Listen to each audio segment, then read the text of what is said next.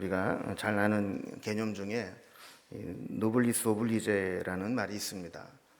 직역을 하면 귀족은 의무를 갖는다, 이런 뜻이고, 사회 지도층 인사에게 요구되는 높은 수준의 도덕적 의무, 이렇게 사용되는 개념입니다. 신분이 높고 또 누리는 것이 많고 가진 것이 많은 사람일수록 거기에 합당한 의무를 이행해야 된다는 것이죠. 고대 로마 시대부터 이런 개념들은 실행되고 있었는데, 귀족이나 지도층은 서민들을 위해서 자발적으로 어떤 기부를 해서 도서관을 짓거나 또 빈곤한 가정에 어떤 소년들을 양육할 수 있도록 유경 자금을 쓸 수 있는 토지를 기부하기도 했습니다. 이런 것들은 세금처럼 강제 징수를 하고 또 내지 않으면 이 법적 제지를 가하는 것은 아닙니다. 스스로 내가 이런 것들을 많이 누리고 있고 이런 높은 신분을 가지고 있으니까 거기에 합당한 내 의무를 이행한다, 이런 마음으로 행하고 있는 것이죠. 만약에 의무라고 생각하지 않는다면 어찌할 수 없는 거죠. 강제성이 있는 것이 아니기 때문에 그렇습니다. 그러나 인격적이고 성숙한 사람은 자기 어떤 신분이나 가진 것에 맞게 합당한 행위를 하죠. 바울은 영적 노블리스 오블리제를 실천한 사람입니다. 바울은 로마에 있는 교회에 편지하면서 갑자기 자기는 빚진 자라, 이렇게 이야기를 합니다. 14절 말씀 보면 헬라인이나 야만인이나 지혜 있는 자나 어리석은 자에게 다 빚진 자라 그랬습니다. 빚진 자라는 얘기는 갚을 게 있다는 얘기죠. 그럼 바울은 사실 로마 교회나 또 복음을 전하면서 만난 사람들에게 돈을 빌린 적이 없습니다. 바울은 전도 여행을 다닐 때도 후원을 받을 만한 교회면 후원을 받아서 전도를 했고, 만약에 내가 후원을 받음으로 인해서 불필요한 오해를 받을 것 같다 싶으면 천막 깁는 일을 하면서 자비량으로 경비를 치르면서 이렇게 전도를 해 왔었죠. 그럼 바울이 빚을 졌다라고 하는 것은 이렇게 어떤 법적 구속력을 갖는 경제적인 빚은 아닙니다. 스스로 빚진 자라 이렇게 생각하면서 채무의식을 가지고 살았다는 것이죠. 조금 고상하게 표현하면 어떤 의무감 혹은 사명감, 이런 것을 가지고 있었다는 겁니다. 이런 의무감은 어떤 사람에게는 많은 것을 가지고 있으면서도 전혀 의무감을 못 느끼는 그런 사람이 있는가 하면, 어떤 사람은 조금 누리고 있으면 그것 때문에 뭔가 의무감으로 뭔가를 해야 되는 그런 사람도 있죠. 성도들도 마찬가지인 것 같습니다. 채권의식을 가지고 신앙생활하는 사람이 있는가 하면 채무의식을 가지고 신앙생활을 하는 사람도 있습니다. 채권의식을 가지고 신앙생활하는 사람은 어떤 사람입니까? 내가 이만큼 헌신하고 내가 이렇게 열심히 봉사하고 내가 이렇게 열심히 해서 이런 직분을 얻었으니까 거기에 따른 보상과 대접을 받아야 되겠다 하는 마음으로 신앙생활을 하는 겁니다. 이런 사람은 늘 권리를 주장합니다. 내가 이런 사람인데 말이야, 내가 이렇게 많이 헌금을 했고 내가 이렇게 많이 헌신을 했고 내가 과거부터 지금까지 이렇게 많은 일들을 했는데, 이런 이야기를 하면서 나는 마땅히 이렇게 할 수 있고 이렇게 주장할 수 있고 권리가 있고 이런 생각을 하고 신앙생활을 하는 거죠. 그러다가 내가 하고자 하는 대로 안 되면 막 서운해지고 막 그걸 참지 못하고 이렇게 되는 겁니다. 그러나 채무의식을 가지고 신앙생활하는 사람은 어떻습니까? 나는 아직도 다 갚을 걸 못 갚은 사람이다. 내가 받은 은혜의 생각하면 나는 아직도 다 못한 사람이다. 이런 마음을 가지고 헌신하고 봉사하고 내가 설령 이러이러한 것들을 했다 할지라도 그것은 내가 갚을 빚 중에 겨우 일부분 갚았을 뿐이고 아직 나는 갚을 빚이 아직 많이 남았다. 이런 마음으로 신앙생활을 하는 거라는 거예요. 사도 바울은 어떠했는가 봤을 때, 사실 사도 바울은 우리가 생각할 때는 그 누구와도 비교할 수 없는 많은 업적과 헌신과 또 희생과 이런 것들을 했던 사람임에도 불구하고 그는 하나님에 대해서, 복음에 대해서 거룩한 부담감, 의무감, 사명감을 가지고 채무의식을 가지고 살았던 사람입니다. 그래서 바울은 사실 로마에 있는 교회에 한 번도 가본 적이 없고 그 교인들을 한 번도 만나본 적이 없었지만 그들에게 나는 빚진 자다 이렇게 이야기를 하면서 내가 그 빚을 갚기 위해서 너희들에게 꼭 가서 복음을 전해야 되겠다 이렇게 이야기를 했다라는 겁니다. 그럼 빚을 지고 빚에 좀 시달려 본 적이 있으신가요? 이 빚에 한번 시달려 보면 이게 참 괴롭습니다. 빚을 다 갚기 전까지는 자유함이 없습니다. 빚을 졌다는 것은 그 빚에 매여 살아갈 수밖에 없다라는 것입니다. 설령 우리가 빚을 다 갚아도 그것은 공로가 되지 않습니다. 보상을 받는 것도 아닙니다. 빚은 다 갚아야 끝나는 겁니다. 이러한 이 바울의 빚진 자 의식은 바울로 하여금 전도자의 삶을 살도록 했습니다. 그래서 14절 말씀에 아까 살펴본 것처럼 그는 헬라인이나 야만인이나 지혜 있는 자나 어리석은 자에게, 이 말은 모든 사람에게 내가 빚진 자다라는 거예요. 그럼 뭘 빚진 거냐? 뭘 갚으려고 하느냐? 15절을 보면 알 수 있죠. 바울은 뭘 갚고자 했다는 겁니까? 내가 할 수 있는 대로 로마에 있는 너희에게도 복음 전하기를 원하노라. 그러니까 그가 갚아야 될 것은 뭐냐면 돈이 아니고 복음이었다는 거예요. 그래서 그는 이 복음의 빛을 갚기 위해서 목숨을 내놓고 전도자의 삶을 살았고, 또 로마 교회도 그 빚을 갚기 위해서 로마에 가야 되겠다 하는 겁니다. 고린도전서 9장 16절에도 보면 이렇게 이야기를 합니다. 내가 복음을 전할지라도 자랑할 것이 없음은 내가 부득불할 임이라. 만일 복음을 전하지 아니하면 내게 화가 있을 것이로다 그랬습니다. 그러니까 이 바울은 이 복음을 전하는 것하고 이 빚진 것하고를 아주 정확하게 일치해서 생각하고 있습니다. 그럼 우리가 빚을 갚을 때 자랑하지 않죠. 여러분, 꾼돈 갚으면서 막 뽀기면서 나 이 꾼돈 갚는 거야? 고맙게 생각해. 이런 사람 없잖아요. 빚을 갚을 때는 정말 겸손하게 꿔줘서 고맙다고 이렇게 이제 갚아야 되는 거죠. 또 이것은 부득불할 일이다. 이건 안 하면 안 되는 일이라 내가 반드시 해야 될 일을 한 것이다. 그리고 심지어는 내가 그걸 갚지 않으면 내게 화가 있을 것이로다. 이런 생각을 가지고 그는 복음을 전했다는 겁니다. 바울이 진 빚은 복음의 빚이고, 복음의 빚은 다른 말로 말하면 은혜의 빚입니다. 다른 말로 말하면 내게 주신 은혜, 축복은 내게 빚이고 사명이라는 겁니다. 여러분, 혹시 내가 다른 사람들보다 좀 뛰어난 은혜를 입었다 이런 생각을 가진 사람은 내가 그만큼 사명을 받았다 이렇게 생각을 하면 됩니다. 내가 남들보다 좀 똑똑한 머리를 가졌다. 그럼 이것도 하나님께 받은 사명인 거예요. 내가 남들보다 돈 버는 재주가 있다. 그럼 그것도 하나님께 받은 사명이 있다라는 겁니다. 그래서 이 바울은 이렇게 하나님으로부터 받은 은혜, 내 공로 없이 거저 받은 은혜, 이것이 곧 내 사명이고 빚을 갚듯이 감당해야 될 것이다 이렇게 생각을 했다는 거예요. 여러분, 은혜와 선물은 공짜로 주어지는 것이지만 이 받고 나면 묘한 힘이 있습니다. 여러분, 내가 생각지 않은 그런 큰 선물을 받고 나면 사람의 마음은 그 선물에 매이게 됩니다. 사실 뇌물이 그래서 무서운 거죠. 받으면 꼼짝을 못합니다. 뇌물은 잘못 받으면 받은 만큼 나중에 토해내야 되고, 또 선물도 무엇인가 이렇게 받고 나면 내가 저 사람한테 이런 선물 받았는데 뭔가 좀 언젠가는 갚아야 되는데 이런 마음을 가지고 살아가게 되는 거죠. 그래서 잠언에도 보면 뇌물은 사람의 마음을 굽게 하느니라 그랬어요. 뇌물을 받아놓으면 올바른 판단을 하지 못하게 된다라는 거죠. 여러분, 사실 저도 제가 목회자가 되겠다라고 생각을 한 것 중에 하나가 뭐냐면, 하나님이 내게 주신 은사들은 가만히 생각하면 목사를 위해서 쓰기 위한 은사들인 거예요. 여러분, 제가 만약에 하나님이 내게 주신 은사들을 목회를 하는데 사용 안 하고 다른 데 사용하면 어떻게 사용했을까요? 요즘은 그런 거 없지만 옛날에는 이렇게 동네마다 이렇게 사무실 하나 빌려가지고 우리 할머니들 다 불러 모아서 노래 불러주고 약 팔고 이런 게 많이 있었습니다.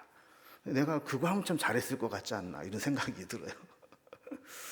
근데 뭐 어쨌든 똑같이 뭐 말하고 노래하고 사람들 이렇게 분위기 띄우고 뭐 이런 은사를 가지고 있다고 한다면 내가 이걸 가지고 어디다 써먹어야 되나? 하나님이 나에게 뭐 하라고 이 은사를 주셨나? 생각을 할 때 내가 이 목회를 안 하면 안 되겠구나.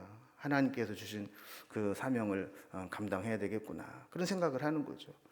만약에 그거 안 했다면 뭐 미사리에 가서 그 노래를 부르고 있든지 뭐 딴 거를 할지도 모르지만 어쨌든 하나님께서 내게 주신 은사가 있다. 그러면 그것이 나에게는 사명이 되는 거고 그 사명을 주님을 위해서 써야 되겠다라고 하는 그런 헌신으로 이어지게 되는 겁니다. 여러분, 우리가 하나님께 받은 은혜가 있다 하면서도 그 은혜를 갚지 않고 살아간다면 그건 파렴치한 사람이죠. 성 프란시스에게 이런 유명한 이야기가 전해져 내려옵니다. 하루는 그의 제자가 선생님 성 프란시스에게 이런 질문을 합니다. 선생님은 본인 자신에 대해서 어떤 사람이라고 생각합니까? 그러니까 프란시스가 그런 얘기를 합니다. 나야 세상에서 제일 악한 사람이지. 제자가 펄쩍 뛰면서 아이 선생님 그런 말 하지 마세요. 위선입니다. 다른 사람들 모두 선생님을 성자라고 부르고 있는데 이 세상에 얼마나 나쁜 사람이 많은데 선생님 같은 분이 이 세상에서 제일 악한 사람이라고 그러면 누가 고지 듣겠습니까? 그때 이 프란시스가 이런 이야기를 했다는 거예요. 그건 자네가 몰라서 그러는 말일세. 내가 하나님께 받은 은혜가 얼마나 큰지 아는가? 내게 주신 은혜를 하나님이 만약에 다른 사람에게 주셨다면 그 은혜를 받은 사람은 나보다 훨씬 더 좋은 사람, 훨씬 더 훌륭한 사람이 되었을 거네. 이런 이야기를 했다는 거예요. 그러니까 프란시스는 내가 다른 사람이 볼 때는 성자라고 불릴 정도로 그런 삶을 살지 모르겠지만 그건 내가 잘나서 그런 게 아니고 하나님의 은혜 덕분이라는 거죠. 하나님이 나에게 주신 은혜만큼 다른 사람에게 그 은혜를 주셨다면 그 사람은 나보다도 훨씬 더 훌륭한 사람이 되어 있을 거다. 이런 생각을 가지고 살았다는 겁니다. 바울 역시 하나님께 받은 은혜를 알았기에 그 은혜의 빛을 갚기 위해서 이 전도자로 살았고 로마서도 써서 보내는 것이다 라고 기록을 하고 있습니다. 16절에 보면 바울은 내가 복음의 빚진 자다 그래 놓고 이 복음이 뭐냐를 이야기합니다. 그러면서 내가 복음을 부끄러워하지 아니하노니 이렇게 시작을 합니다.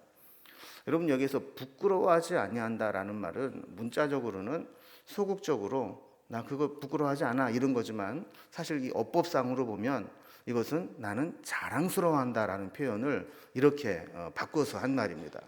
나는 복음을 자랑스러워한다라는 거예요.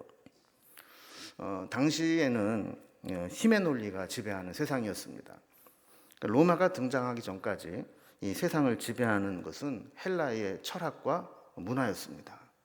그러다가 이 로마가 등장을 하면서 힘의 논리가 실용주의적인 논리로 부각을 하게 되면서 이 헬라의 문화와 이 철학들을 견주게 되었죠. 그래서 당시에는 어떤 힘의 논리, 어떤 강자의 철학이 세계를 지배하고 있었습니다. 자, 그러한 시대의 바울은 나는 내가 진짜 자랑스러워하는 것이 있다. 나는 진짜 내가 자부하는 것이 있다. 그게 뭐냐면 복음이다. 나는 이것을 부끄러워하지 않고 내가 자랑스러워한다. 이렇게 이야기를 했다라는 거예요. 그럼 왜 그랬을까요? 당시의 시대 사조인 힘의 논리, 강자의 철학에 의하면 이 십자가의 복음은 너무나도 약한 것이고 초라한 것이고 무능한 것이고 실패한 것처럼 보이는 부끄러운 것입니다. 그러나 바울은 복음을 부끄러워하지 않는다 그랬습니다. 오히려 자랑스럽게 여긴다 그랬습니다. 그리고 그는 복음을 위해서 그의 인생을 걸었습니다. 왜 그랬을까요? 로마의 권력도 헬라의 찬란한 문화도 할 수 없는 오직 복음만이 할 수 있는 것이 있기 때문이라는 거죠. 복음만이 할 수 있는 게 뭡니까? 그것은 사람을 살리는 능력입니다. 그럼 복음은 것과 내용이 너무 다릅니다. 그래서 역설적이고 마지막에 반전이 있습니다. 그 본질을 모르는 사람에게는 복음은 그 가치를 알 수가 없습니다. 그러나 가만히 보면 그 복음 안에 생명이 있고 능력이 있습니다. 그래서 이 복음의 본질을 모르는 사람들은 복음을 오해합니다. 바울은 고린도전서 1장 18절에서 이렇게 이야기를 합니다. 십자가의 도가 멸망하는 자들에게는 미련한 것이요 구원받는 우리에게는 하나님의 능력이라 그랬습니다. 겉으로 껍데기만 보는 사람들에게는 이 복음이 미련한 것처럼 보인다는 겁니다. 그러나 복음이 뭔지를 아는 사람은 하나님의 능력이 그 복음 안에 있다는 것을 안다는 거예요. 여러분, 세상은 참 아이러니합니다. 믿는 사람은 안 믿는 사람을 보면서 불쌍하게 생각합니다. 근데 안 믿는 사람은 또 믿는 사람을 보면서 불쌍하게 생각합니다. 안 믿는 사람들이 믿는 사람들 보면서 뭐라 그래요?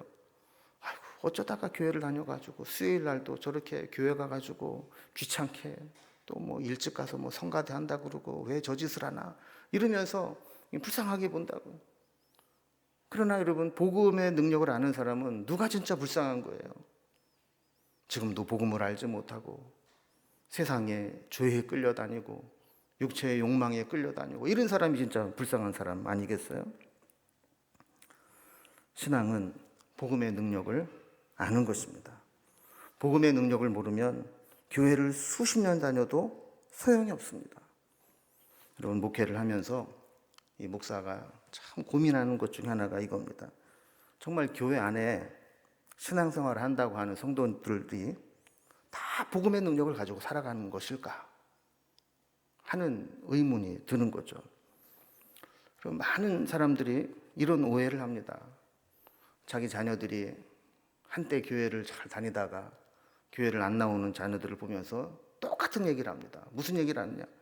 우리 애가요, 옛날에는 믿음이 좋았어요. 그런데 어느 날 저렇게 교회를 떠나서 신앙생활을 안 해요. 그러는 거예요. 여러분, 우리 애가 옛날에 믿음 좋았다는 게 뭘 근거로 해서 믿음이 좋았다는 거예요? 그저 어릴 때 부모님 따라서 교회 잘 다녀주고 또 학생회 활동 열심히 하고 교회 시간 오래 보내고 또 교회에서 막 앞에 보이게 막 봉사활동 열심히 하고, 여러분, 그러면 믿음이 좋은 건가요? 여러분, 안타깝게도 복음의 능력을 체험하지 못하면 아무리 교회에 오래 있고 아무리 교회에서 앞에 나서서 열심히 일을 해도 믿음과는 상관없는 것이 될 수 있습니다. 여러분, 제가 요즘에 우리 청년들을 보면서 우리 주의 깊게 살펴보는 게 이겁니다. 우리 청년들이 이제 제법 많이 모이기 시작합니다. 그래서 뭐 교회에서도 보면 뭐 새벽 2시, 3시까지도 안 가고 놀고 있고 막 얼마나 좋은지 몰라요, 보기가. 그런데 한편으로는 그런 생각이 드는 거죠. 그렇게 교회에 있어 오랜 시간을 보내는 것과 정말 복음의 능력을 체험하는 것과는 별개일 수 있다는 거죠. 한때 명륜중앙교회 내가 청년부 열심히 했어, 이거 하고 정말 복음의 능력을 가지고 살아가는 것하고는 다를 수 있다는 거예요. 여러분, 그렇다면 자녀들만 그럴까요? 저는 어른들도 다를 바 없다고 생각을 합니다. 세상에 나가 살아가면서 내가 믿는다는 것조차 당당하게 밝히지 못하고 신앙생활하는 사람들이 많이 있습니다. 왜냐하면 복음의 능력을 체험하지 못했기 때문입니다. 시험을 당하면 복음의 능력이 있는 사람과 그냥 겉으로만 신앙생활했던 사람과는 완전히 다릅니다. 복음의 능력이 없는 사람은 시험을 당했을 때 믿음 없는 자와 조금도 다를 바 없이 행동을 합니다. 그러나 복음을 체험한 사람은 어떤 시험과 시련이 와도 복음의 능력으로 당당히 이겨내는 것을 보게 됩니다. 그럼 복음은 뭡니까? 복음은 최종적으로 우리가 죽어서 천국 갈 수 있도록 우리에게 영생을 보장해 주는 것이기도 하지만, 동시에 복음은 현재를 살아가는 우리의 삶의 현장에서도 믿음으로 살아갈 수 있도록 만들어주는 능력의 원천이 되는 겁니다. 영국의 유명한 신학자 톰 라이스는 이런 이야기를 했습니다. 구원은 미래의 소망인 동시에 현재의 실제다. 그럼 이게 무슨 얘기입니까? 복음은 미래의 소망을 우리에게 주는 것임과 동시에 현재에도 실제하고 있는 능력이라는 거예요. 그래서 구원받은 자들에게 대해서 이렇게 이야기를 합니다. 그들은 구원을 받았고 구원을 받고 있으며 구원받을 것이다. 여러분, 구원은 우리가 과거에 어떠한 죄를 지었든 그 용서함을 받는 능력이 되기도 하지만, 또 우리가 죽고 난 후에 천국 가는 길을 보장해주는 티켓이 되기도 하지만, 그러나 지금 현재를 살아가면서 만나는 수많은 역경과 난관을 이겨내게 해주는 능력이 복음 안에 있다라는 겁니다. 저는 우리가 정말 복음의 능력으로 살고 있는지를 늘 점검해 보아야 된다고 생각을 합니다. 우리가 자칫 잘못하면 율법주의로 빠지기 쉽고 형식적인 신앙에 빠지기 쉽습니다. 정말 내 마음속에 복음의 본질이 식지 않아야 되는데, 그냥 자칫 잘못하면 이 복음의 본질이 가려지기 쉽다라는 거죠. 교회에서도 우리가 늘 조심해야 될 것은 세상의 논리로 교회를 평가해서는 안 된다는 겁니다. 교회가 세상 사람들이 추구하는 힘을 가지려고 쫓아다니거나, 성도들이 세상 사람들이 자랑하는 것들을 가지고 자랑을 하고 그것을 쫓아다니거나, 교회의 본질을 잃어버리고 복음의 능력을 상실해버리고 그 외적인 것들로 치장하려고 할 때 복음은 변질되게 되는 것입니다. 그래서 우리는 몇 명 모이느냐, 예배당이 몇 평이고 또 예산이 얼마나 되느냐, 이것이 교회를 운영하기 위한 어떤 근거 자료가 될 수는 있지만 성도들이 그거를 자랑해서는 안 된다는 거예요. 끝까지 우리가 예수님을 자랑하고 예수님이 나와 함께 하심을 자랑하고 내가 예수님을 믿음으로 말미암아 이 세상을 이기고 환난을 이기고 역경을 이겨내는 그 십자가의 복음이 내게 있다는 것을 자랑해야 되는 겁니다. 복음이 왜 자랑스러우냐면, 복음은 믿는 자에게 구원을 주는 하나님의 능력이라고 이야기를 합니다. 여러분, 우리가 구원받았다는 게 뭡니까? 구원받았다라고 하는 것은 뭔가 구원받기 이전에 비참한 상태에서 건짐을 받았다는 거 아니에요? 그럼 우리가 구원받기 전에 우리가 어떤 삶을 살았습니까? 우리는 구원받기 이전에 우리를 얽어매는 것들이 참 많이 있었습니다. 죄에 매여 살아가고, 과거의 상처에 매여 살아가고, 누군가가 던진 말에 매여 살아가고, 여러 가지 나쁜 것들에 매여서 힘을 못 쓰고 살아가는 비참한 상태에 살아가고 있다가, 복음의 본질을 깨닫는 사람은 그 모든 속박하고 얽매였던 것들로부터 자유함을 누리게 된다라는 겁니다. 이 구원은 세상의 힘이나 지식이나 돈으로 되는 것이 아닙니다. 오직 믿음으로, 복음으로 자유하게 되는 겁니다. 그래서 이 구원의 능력을 가지고 있는 사람은 어떤 고난도, 아픔도, 세상의 유혹도 이겨낼 수 있는 것이죠. 이제 오늘 말씀 17절에 보면 진짜 중요한 개념이 나오게 됩니다. 복음에는 하나님의 의가 나타나서 우리를 믿음으로 믿음에 이르게 했다 그랬습니다. 여러분, 이게 하나님의 의가 나타났다라는 게 참 중요한 얘기거든요. 왜 복음이 필요하고 이 복음이 하나님의 의가 나타난 것이냐? 여러분, 복음의 핵심은 우리가 할 수 없는 것을 요구하지 않으신다는 데 있습니다. 여러분, 예를 들어서 제가 우리 아이들에게 너 내 아들 하려면, 내 호적에 붙어 있으려면 100억씩 내야 돼. 만약에 그렇게 한다면 우리 애들이 그럴 능력이 될까요? 안 될까요? 뭐 지혜비도 그럴 능력이 안 되는데 애들이 뭐 있겠어요?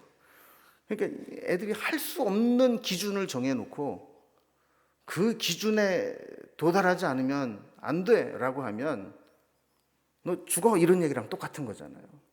하나님도 마찬가지라는 겁니다. 하나님도 우리에게 우리가 도저히 할 수 없는 기준을 만들어 놓고 이 기준에 합당해야 구원을 받을 수 있어. 그렇게 한다면 아무도 구원받을 수 없다는 거예요. 그래서 이 복음의 핵심은 뭐냐 하면 우리가 할 수 없는 것을 하나님이 대신 하셨다는 겁니다. 그게 하나님의 의가 나타났다라는 겁니다. 우리는 그 하나님의 의를 붙잡기만 하면 된다라는 거예요. 17절을 계속 보면 믿음으로 믿음에 이르게 하나니 그랬습니다. 그리고 우리가 믿음에 이르게 되는 길은 믿음뿐이라는 겁니다. 하나님의 의는 전적인 믿음으로만 가능하다는. 여러분, 우리는 순서를 그렇게 생각합니다. 내가 이해가 되면 믿겠다, 이렇게 생각을 합니다. 그러나 세상에는 이해가 된 후에 믿게 되는 것도 있지만 일단 믿고 가면 이해가 될 때도 있습니다. 그럼 예를 들어서 여러분이 감기 기운이 있어요. 그래서 감기약을 하나 사서 먹습니다.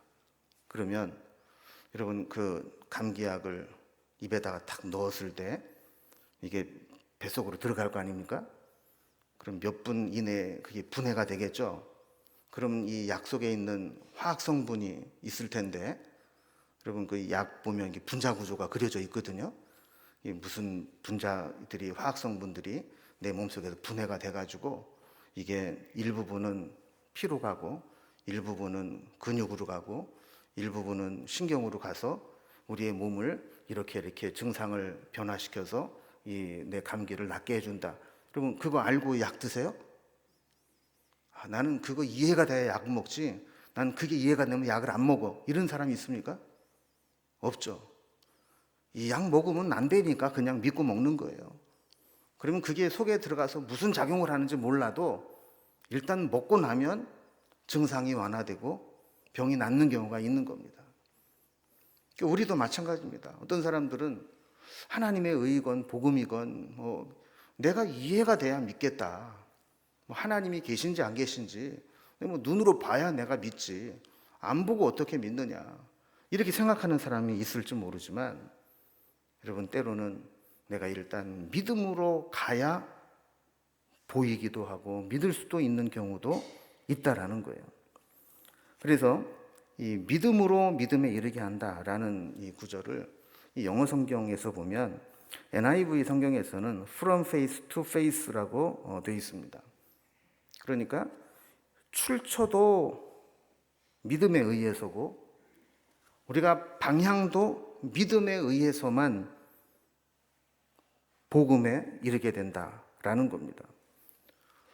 그런데 킹 제임스 버전에는 by faith from first to last 이렇게 번역이 되어 있습니다. 그러니까 처음부터 마지막까지 오직 믿음으로만 하나님에 의해 이룰 수 있다, 이렇게 번역을 해놓은 거예요. 그러니까 믿음으로 믿음에 이른다라고 하는 것은 우리가 믿음으로 믿음에 이른다, 말장난처럼 보이지만 이 본질적인 의미는 뭐냐 하면 오직 믿음에 의해서만 하나님에 이를 수 있고 믿음으로 시작하면 믿음으로 마지막까지 갈 수 있다라는 겁니다. 그래서 우리도 사실 어떻게 하나님을 우리가 믿을 수 있겠어요? 제가 사실 신학교에 들어가서 신학을 공부하면서 그럼 믿음이 막 좋아졌을까요? 막 혼란스러웠을까요? 신학을 공부하고 나니까요, 막 혼란스러운 거예요. 이 신학 교재나 교수님들이 얼마나 흔들어 놓는지. 옛날에는 믿으시면 아멘, 그러면 아멘 그러고 그냥 다 됐어요.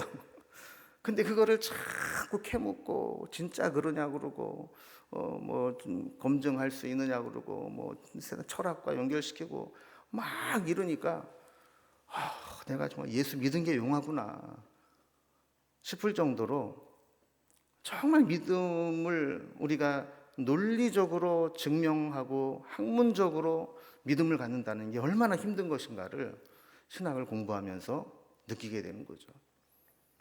여러분, 우리가 믿음을 갖는다, 복음의 능력을 갖는다라고 하는 것은 내가 이 복음을 주신 하나님, 그 하나님의 말씀의 신실하심을 믿고 믿음으로 살아가 보는 것, 그것이 복음이라는 겁니다. 그래서 17절 말씀 뒷부분에 보면 오직 의인은 믿음으로 말미암아 살리라 함과 같으니라 그랬습니다. 여러분, 원래 이 말씀은 하박국서 2장 4절에 있는 이 말씀을 인용한 말씀입니다. 그런데 이 말씀이 신약 성경에 보면 세 군데서 인용이 됐습니다. 하나는 우리가 읽은 로마서 1장 17절에 나오게 되고, 두 번째는 갈라디아서 3장 11절에 나오게 되고, 세 번째는 히브리서 10장 38절에 나오게 됩니다. 그러니까 이 한 구절이 신약 성경에 세 번이나 인용이 되었다라고 하는 것은 그만큼 중요하다라는 것이죠. 그래서 사실 이 말씀은 이 종교개혁을 일으킨 마틴 루터가 이 개혁을 일으킬 수 있도록 그를 붙잡고 지탱해 준 말씀입니다.